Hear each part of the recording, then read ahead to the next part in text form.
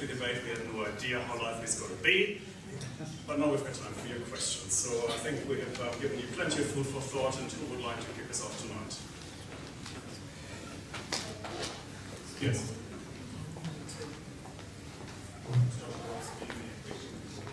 Kia ora, Joshua.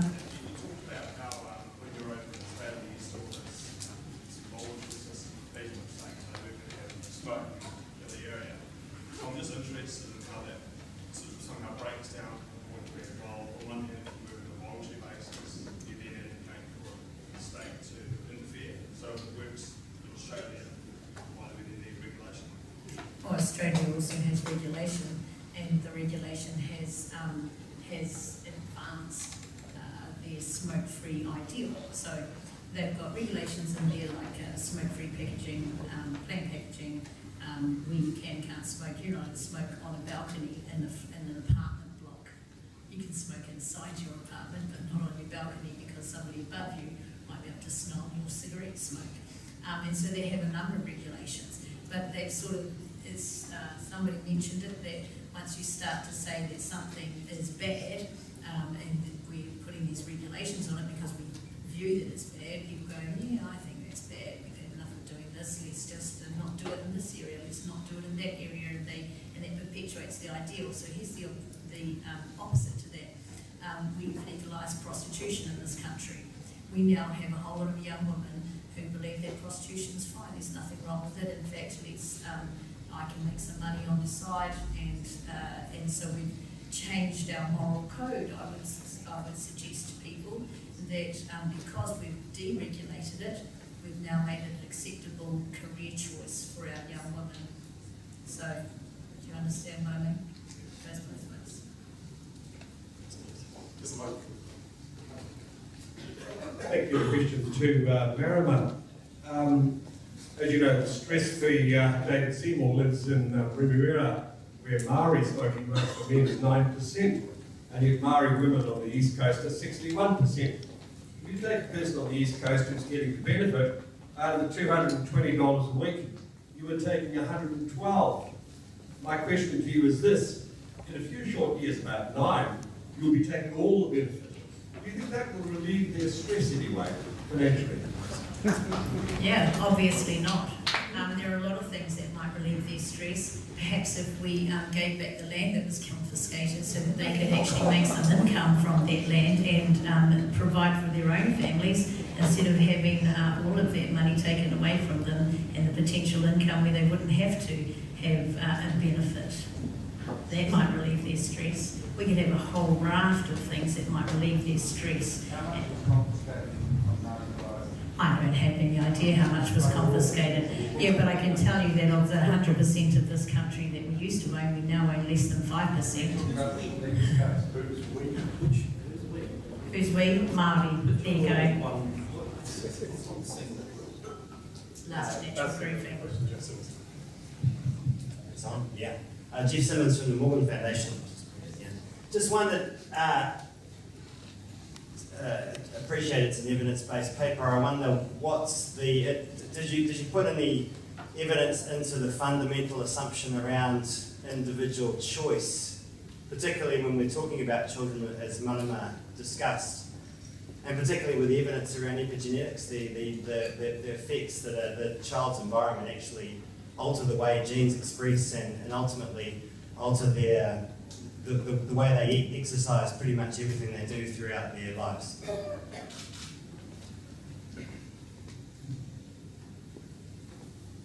Sure. Working? Awesome. Okay. So when it comes to the evidence, that's why I divided the report into 2 sections. So the first is analysing whether the policy goal is desirable in the first place, and I admit that's quite a philosophical discussion. Not everyone's going to agree on how much liberty is too much liberty, and that's why it's a separate point. But then the second half of the report is whether the evidence stacks up, and it finds that for a lot of these policies it doesn't. When you talk about individual choice, it does have a section on internalities. I guess the externalities we place on themselves. So it talks about what we call irrational decisions, and finds that we're really stretching the definition of rationality here and that what we call irrational decisions are just normal decisions that people make. People make mistakes, and people don't always do what's in their best interests, but that's not a sign of irrationality. So it does look at what we call individual choice, and I'm quite comfortable with saying that individual choice is still important based on the evidence of internalities. Can I just move this question? It's a very standard argument now for interventionists that though we would allow adults to behave as they wish, we can't, because adults have children, and the children are affected, and it's not the children's choice whether they should be affected. And I have some sympathy with that argument. It's a complicated area, the area of parents and their children, because there are obviously some things that parents are allowed to do to their children that would never be allowed to do to an adult. For example, you can shut them in their bedroom as a punishment, but if you shut me in a bedroom, that's a false imprisonment. It's a tricky area where but you can't do anything you want to your children, right? You can't beat the crap out of them, and you can't, there are limits, and so it's a different area. But I'll just say this: I think that what we're starting to see is a kind of program. There's almost an increasingly articulated vision of what constitutes a good human life, coming out of various factions. They're trying to push this idea into government. They're saying, here's what a good human life looks like. Here's what people should and shouldn't value. Here's how they should live. And though we would let adults break that law, we can't, because their children will then find that they're not following along. But you can see that it is actually ultimately still quite a tyrannical policy, or a policy strategy, because it's following the view that the state knows what the good life is, and that you cannot be allowed to deviate from it because your children might. And the inherent foundation of liberalism is that the state does not know and should not prescribe what the good life is. And so I'm very nervous about these children-based arguments. I mean, it's worth remembering that most of us grew up in households that would now be considered outrageous. I mean, the way my parents, I remember sitting there watching TV, and there was a film of smoke in the room. So they actually moved up and down the temperature, which was quite amusing. And I used to play a game where I would sit here above it, and would look down there below it. The TV light would catch on the bottom of it. It was really rather glorious in a way. I'm still here. My mother died of lung cancer at 71. So, I don't hate my youth, and I don't want to see the government legislating people's childhoods. Can I just quickly respond to that? We're not too far away on this, actually, and which is why I get on quite well with the young David Seymour.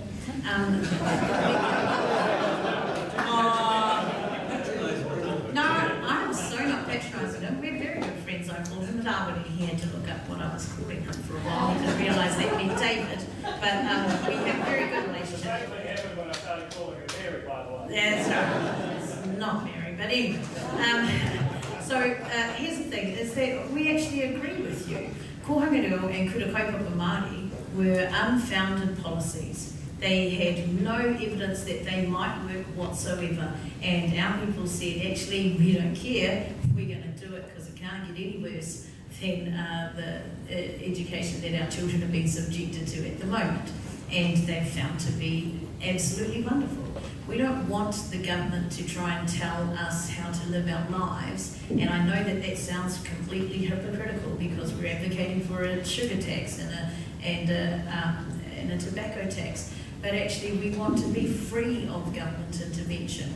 We'd like to not have government. We want to be independent, not codependent on the government. But we are overrepresented in some of the worst health statistics in this country.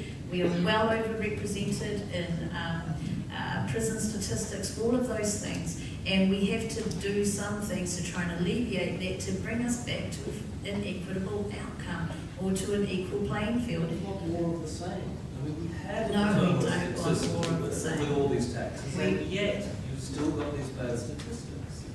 Why is it just putting up the tax a bit more? Well, we're trending down statistics actually. Mike, just take another question. I have a question which might be able to answer that form of question. Arguments from both sides are predicated on the assumption that consumers are rational actors, that people are choosing to consume these sinful goods because they derive pleasure from them, or that they will consume less of them if we raise taxes. But the reality is that there is very little rational choice in consumption. The 1969 report of the Board of Philip Morris said, as the psychological symbolism subsides, the pharmacological effect takes over to sustain the habit. That is as true for sugar as it is for cigarettes. Given that humans cannot act rationally in this situation, none of the proposed points for or against really work. Is there not a third way of attacking this problem, where we perhaps legislate the production? You should stand for the Maori Party. Wrong country, where we had to I've got some nieces.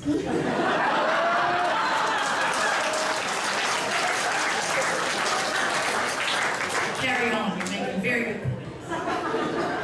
What does the board think about legislating the production and sale of these goods, rather than going after the people who obviously don't have as much rational action in the debate? All of us. No. I'd just like to ask the board, what was it about getting elected to Parliament that made me rational? And heaven forbid that the people retire me, will I become a rational? This is the standard of David Seymour's supplementary questions on a daily basis in the House. You should watch, it's great fun. But it's exactly the point I was going to make, which is that, for example, I don't like the kind of shoes that a lot of young people wear. These are leather brogues. Yeah, And thank God thank God we don't have regulations about what kind of shoes can be produced. Because I'm a completely irrational consumer of shoes, as you say. I can't help it, right? I've been brainwashed by various things. I just compulsively buy shoes. And so you in Parliament have got to work out what kind of shoes people should wear, and then ban the production of any other kind of shoes. that's enough. That's just ridiculous. What do you suggest? Well,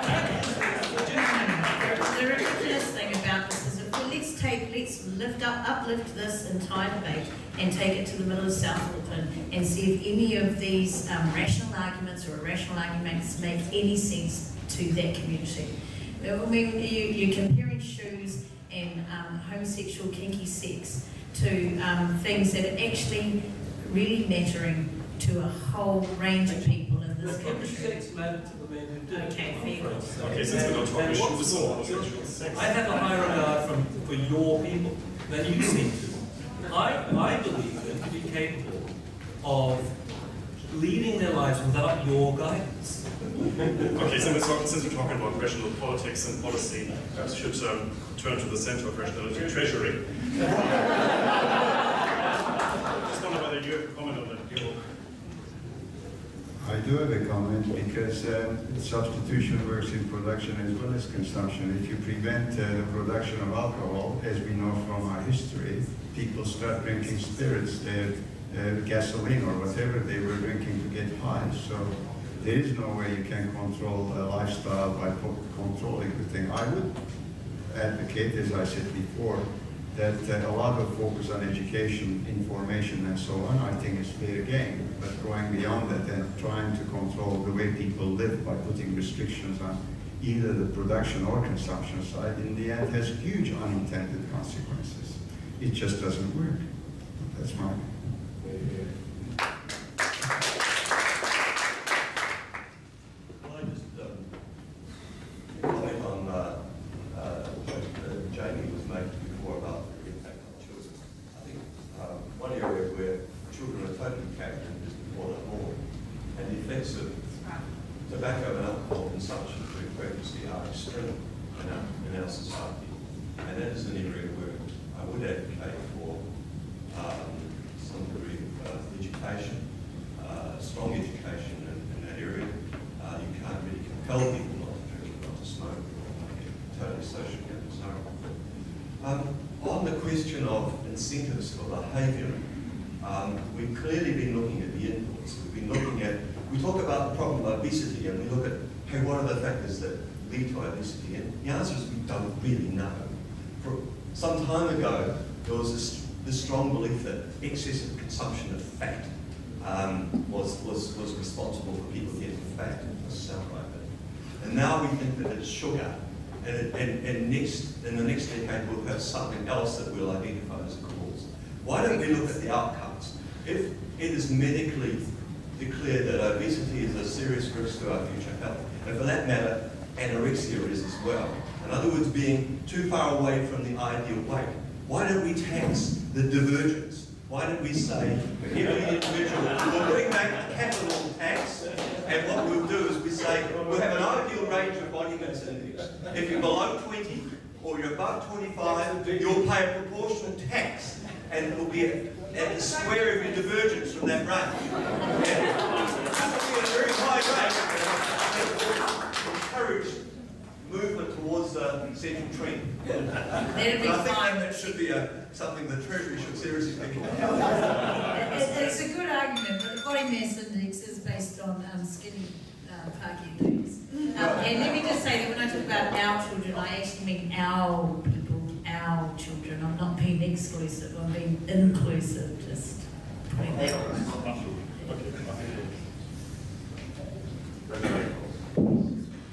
Thanks for having us. University of Otago. This has been really interesting. I would like to maybe ask whether you have considered something which came up a little bit, which is the signalling effect of taxes. So Jenesa was talking about the need for cultural change regarding alcohol abuse, for instance. Girol was talking about the signalling effect of taxation on products.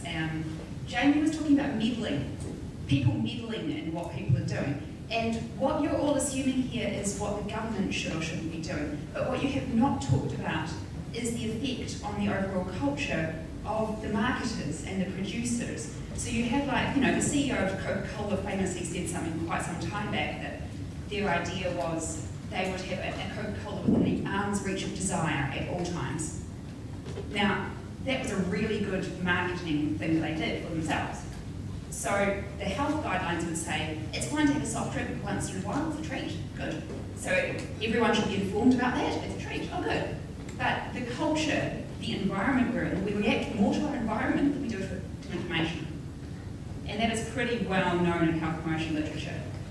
So if we react more to our environment than to information, the environment is telling us Coca-Cola is an everyday thing. Anytime you're thirsty, there's a Coca-Cola. Anytime. So a tax, it wouldn't stop us being able to access it, but it would give us a signal that it's not an everyday thing, and it would give us a signal that it's not a thing kids should be having every day, and that's particularly relevant with effect on children. So I was just wondering how that is taken into account.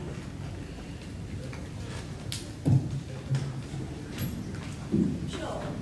Well, I guess your ideal world, a tax would have that effect, but as I argued in my presentation, people don't always... Yeah, cool. People don't always act in the way that, say, economists expect them to. Just because the price of the good goes up, it doesn't mean that people will automatically register that this is a harmful product or this is an undesirable product. They might just reduce their spending in other areas. They might switch to equally unhealthy foods, unless, of course, you're talking about across the board as a junk food tax. And just to address your point on the environment as well, because I know that's your main argument, I just don't see it around me. I mean, yes. What kind of culture or environment are we talking about? Yes, I understand that there's a lot of junk food advertising out there, but there's also a lot of paleo diets going on, Atkinson diets. There's so much information out there about healthy nutrition, and even McDonald's has their healthy menu options right now, that I'm not sure it's necessarily all junk food all the time. And unless I'm simply sheltered from that kind of environment, I just don't see it having that kind of really strong effect. Yes, we're living very sheltered lives in the office. Steve? I I'm curious and looking forward to reading it to see whether it deals with an issue that I always found quite problematic with the question of marijuana law from others. That quite a lot of research suggests that there might be a strong desire for people to go to bond. You know, we sign up to compulsory savings and insurance schemes.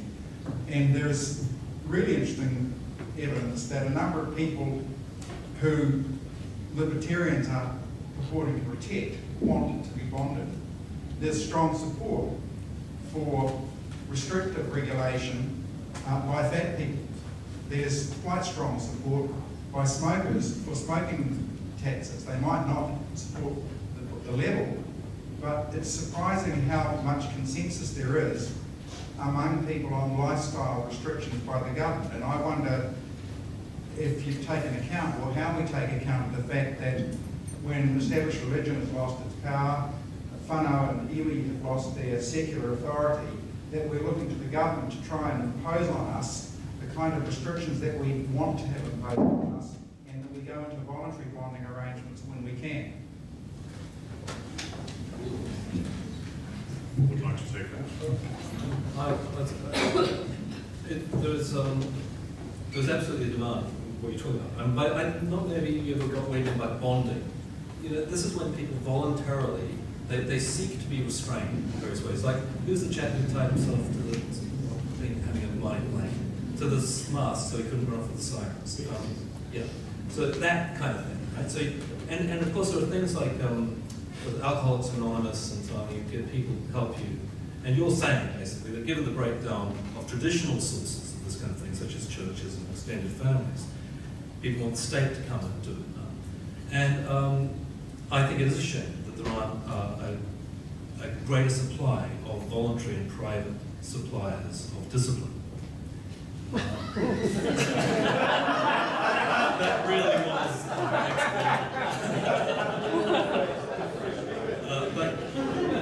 and I think it would be better if there were more places you could turn when you did want help with restraining your behaviour. But I don't think you can go then, oh, well, because we aren't enough, we just have to have a universal, across the board, state-imposed one. And anybody who doesn't want to be restrained, well, it's just tough luck for them. Because that's where you end up. Could I give a quick example? I grew up in a town called Wellington country, where alcohol was banned. It was a dry area, and that was at the request of Kaumātua. That was the very strong preference of Maori who had seen what happened in Maori when alcohol was freely available. And Labour allegedly took a big election donation from the Dominion breweries and abolished it. And the local member of Parliament lost office. And there was a very strong community desire for prohibition, whether it was effective or not. And I'm really interested, because I don't think libertarians are dealing with that issue at all. How does a community respond to the need for institutions that actually restrain you from your own self-defense? Can I make a quick comment on that? And look, I'm not armed to the teeth with research, not armed to the teeth with a whole lot of information and statistics about this. What I am armed to the teeth with is personal experience in areas where marijuana is rife, absolutely rife, and the detrimental effects of marijuana on the community. And I have an argument all the time with Natalia, who wants to legalise or treat it as a health issue. And I think that you have to come and live where I live and see what it is doing to our community, our young people. It is killing their motivation. It is, I get that, right? But they will say the same thing about smoking. They say the same thing about drinking and the effects of our uncontrolled drinking behaviour that is problematic and is resulting in the abuse of husbands, wives, children across the family. It is an epidemic in some communities, and they have, like you say, called out to say we need help to stop ourselves. There were more days lost to work from alcohol abuse during the American Prohibition than before or after. It's well known that when you prohibit something, for example, dosages go If you're going to risk breaking the law to get drunk, you get drunk. And moonshine is way stronger than legal alcohol. And there's just no reason to believe that prohibition even has the effects that you seek. Because after all, we have prohibition, and you lament the current situation. That's not what he's talking about. That's not what he's talking about. You were talking about. Sorry. No, you were saying you want to keep the marijuana illegal. No. Because it is illegal and it's having bad effects. What I'm saying is that the people in those communities are asking themselves and respecting themselves the argument that they need help to be bonded, to restrict the out-of-control behaviour that these things and the impacts of those things have had on our community. That's what I'm saying. Hi, Mr. Roger.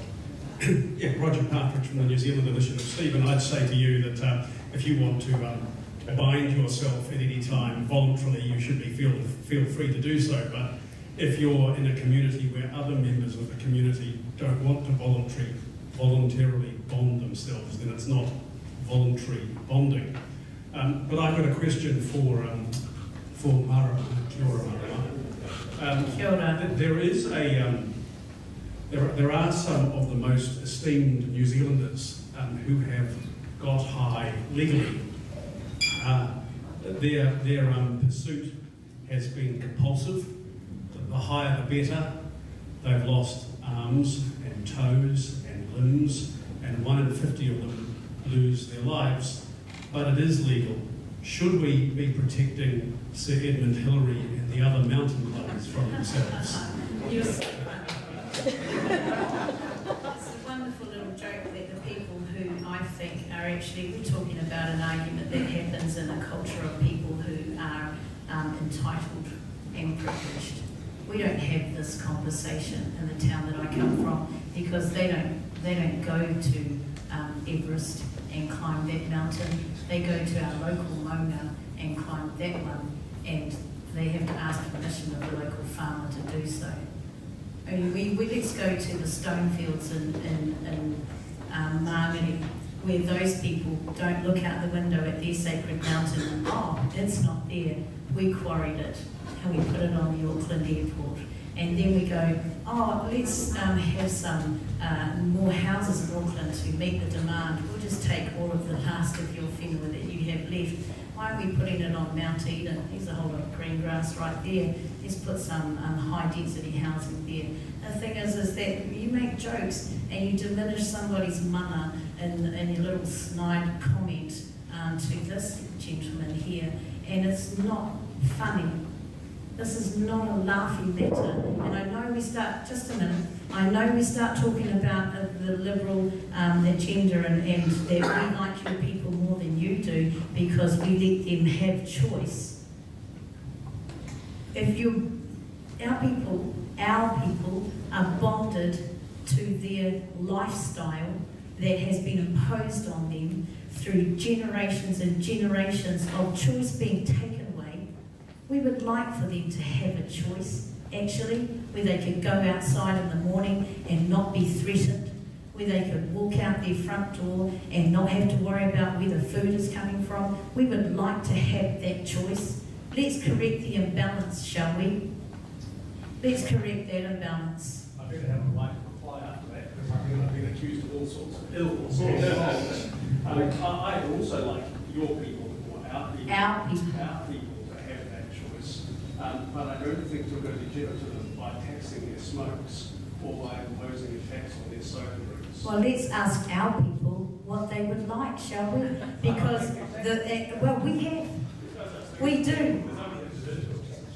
Well, there's no such thing as a people. See, now this is where your worldview of individualism completely is in opposition to our worldview.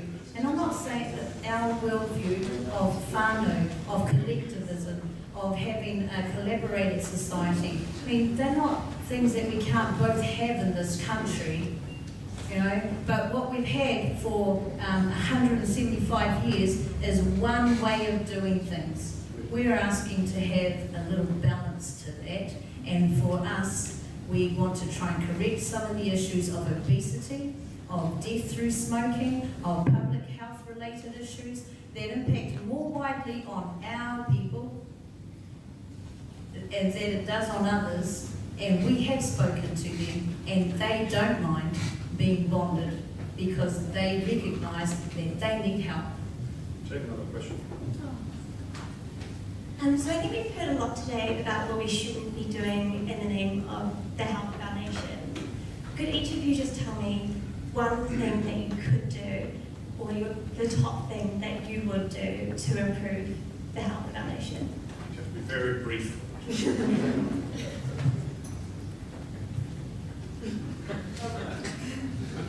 Question these policies on two levels. Whether the policy is desirable in the first place, whether this is something that we're happy for the government to decide for us, and then look at the evidence. Look at whether the studies that back up the evidence actually say that these policies will work, because a lot of the policies that are advocated for at the moment aren't actually proven to have any kind of effect. The overall social investment program, I think, in my judgment, has its heart in the right place in terms of identifying the most vulnerable people and then investing in them to make sure that they can live the kinds of lives they have reason to value will be my focus. I would ask all of New Zealand to learn Te Reo Māori and make it a core subject in this country. And that would grow understanding and remove institutionalised racism. And I think we need to start there. If we are actually talking about health, I would prioritize the health system.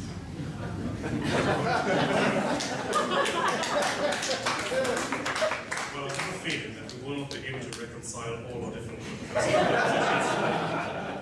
but the least we can do is discuss them, of course, over a drink of alcohol later after the event, which I would like to invite you after this. But first of all, I'd like you to join me in thanking all our speakers tonight for a really challenging, fascinating debate. Jenesa Jeram, Girol Karacaoglu, Marama Fox, and Jamie Whyte.